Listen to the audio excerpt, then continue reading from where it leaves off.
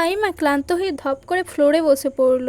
হাত থেকে লাঠি পড়ে গিয়ে মৃদু আওয়াজ তুলে তার শরীর ঘেমে একাকার, কপালে বিন্দু বিন্দু ঘাম। হাতের তালু দিয়ে মুছে বার কয়েক জোরে জোরে নিঃশ্বাস ফেলল। এরপর চোখ তুলে সামনে তাকালো। রিমান্ডে কোনো পুরুষই টিকতে পারে না, সেখানে একটি মেয়ে 4 দিন ধরে রিমান্ডে, তার সামনে চেয়ারে বাঁধা অবস্থায় ঝিমুচ্ছে। 4 দিনে একবারও মুখ দিয়ে টু শব্দটি করল না।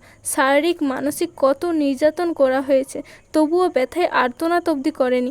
মনে হচ্ছে একটা পাথরকে পিটানো হচ্ছে, যে পাথরের রক্ত ঝরে কিন্তু জবান খুলে না। তখন সেখানে আগমন ঘটে ইন্সপেক্টর তুষারের। তুষারকে দেখে ফাহিমা কাতর স্বরে বলল, সম্ভব না, আর কিছুতেই কথা বলছে না। তুষার অভিজ্ঞ চোখে মেয়েটিকে 2-1 সেকেন্ড দেখল, এরপর গম্ভীর স্বরে বলল, আপনি যান। ফাহিমা এলোমেলো পা ফেলে চলে যায়। তুষার একটা চেয়ার নিয়ে মেয়েটির সামনে বসলো। বেশ কিছুক্ষণ চুপ থেকে বলল, আপনার সাথে আজ আমার প্রথম দেখা। মেয়েটি কিছু বলল না, তাকালোও না। তুষার মেয়েটির দিকে সূক্ষ্ম চোখে তাকালো, বলল, মা বাবাকে মনে পড়ে? মেয়েটি চোখ তুলে তাকায়। ঘোলাটে চোখ, কাটা ঠোঁট থেকে রক্ত ঝরছে, চোখের চারপাশ গাঢ় কালো, চোখ দুটি লাল। মুখের এমন রং রিমান্ডে আসা সব আসামিরই হয়। তুষার মুখের ভাবভঙ্গি আগের অবস্থানে রেখে আবারও প্রশ্ন করল, মা বাবাকে মনে পড়ে? মেয়েটি মাথা নাড়ায়, মনে পড়ে তার। তুষার একটু ঝুঁকে মেয়েটি অসহায় দৃষ্টি মেলে তাকায়। তুষার মেয়েটির নাম সহ পুরো ডিটেলস জানে, তবুও জিজ্ঞাসা করলো। তার মনে হচ্ছে মেয়েটি কথা বলবে। সত্যি তাই হলো। মেয়েটি ভারাক্রান্ত কণ্ঠে নিজের নাম উচ্চারণ করলো, পদ্ম। আমি আমি পদ্মজা।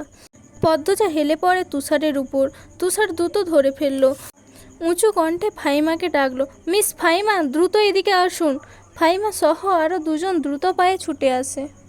1998 সাল। সকাল সকাল রাশিদ ঘটকের আগমনে হেমলতা ভীষণ বিরক্ত হন।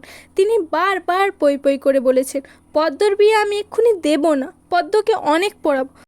তবুও রশিদ উদ্দিন প্রতি সপ্তাহে এক এক পাত্রের খোঁজ নিয়ে আসবেন। মেয়ের বয়স আর কতই হলো, মাত্র 16। শামসুল আলমের মেয়ের বিয়ে হয়েছে 24 বছর বয়সে। পদ্মর বিয়েও তখনই হবে, পদ্মর পছন্দ মতো। হেমলতা রশিদকে দেখেও না দেখার ভান ধরলেন। রশিদ একদলা থুতু ফেললেন উঠোনে। এরপর হেমলতার উদ্দেশ্যে বললেন, বুঝেছ পদ্মর মা, এবার পাত্র আনছি, এক্কেরে খাঁটি হীরা। হেমলতা বিরক্ত কণ্ঠে জবাব দিলেন, আমি আমার মেয়ের জন্য পাত্র চাইনি, তবুও বারবার কেন আসেন আপনি? যুবতী মাইয়া ঘরে রাহন ভালো না, মেয়েটা তো আমার, আমাকেই বুঝতে দেন না। হেমলতার কণ্ঠে বিরক্তি ঝরে পড়ছে।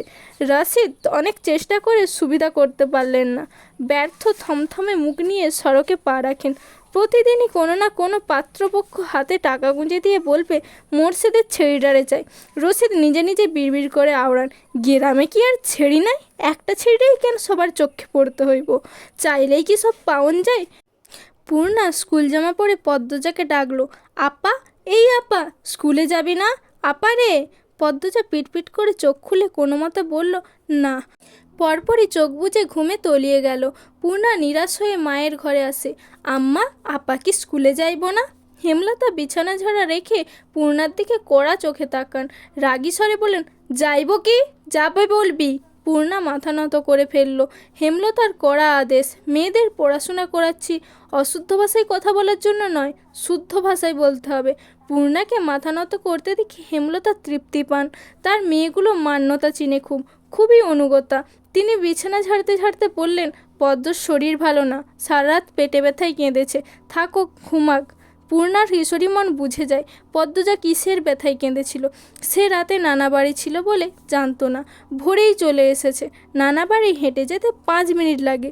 পূর্ণাকে চুপচাপ দাঁড়িয়ে থাকতে দেখে হেমলতা বললেন, তুই যা, মাথা নিচু করে যাবি, মাথা নিচু করে আসবি। আচ্ছা আম্মা। পূর্ণা ঘরে এসে আয়নার সামনে দাঁড়ালো, নিজেকে খুঁটিয়ে খুঁটিয়ে দেখলো। এরপর গত মাসে মেলা থেকে আনা লাল লিপস্টিক গাঢ় করে ঠোঁটে মাখে। 14 বছরের পূর্ণা ইদানিং খুব সাজতে ইচ্ছে করে। হেমলতা সেজেগুজে স্কুলে যাওয়া পছন্দ করে না বলে পূর্ণা আগে লিপস্টিক মাখেনি।